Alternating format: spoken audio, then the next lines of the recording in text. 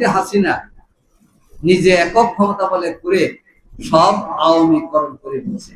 রাষ্ট্রটা আওয়ামী লীগ এবং মুজিব পরিবার বানিয়ে দিচ্ছে। কি বলেন?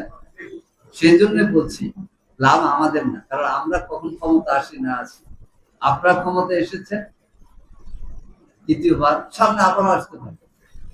এই জন্য বিরোধী দলে তাকে হায় হুতাশ করবেন, ক্ষমতা গেলে ওই অতীতের মতো ব্যবহার করবেন, এটা জনগণ চায় না।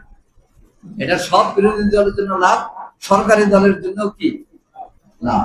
এই যে আমরা বিরোধী দল হয়ে বিএনপি সহ হাসিনার বিরুদ্ধে কথা বললাম, এখন যদি এই সংস্কার না হয়, সামনে যদি ব্যত্যয় ঘটে, আফসোস করতে হবে।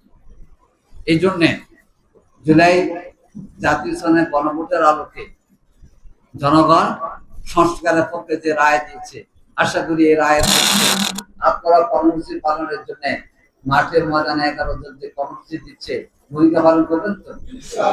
আমির জামাত বলেছেন আমরা বিজয় নিয়ে ফেলবো। আমরা সংসদেও আলোচনা তুলবো, তীর্থের পাশে কথা বলবো, সংসদের বাইরে জনগণকে সংগঠিত করে দাবি মানতে বাধ্য করবো।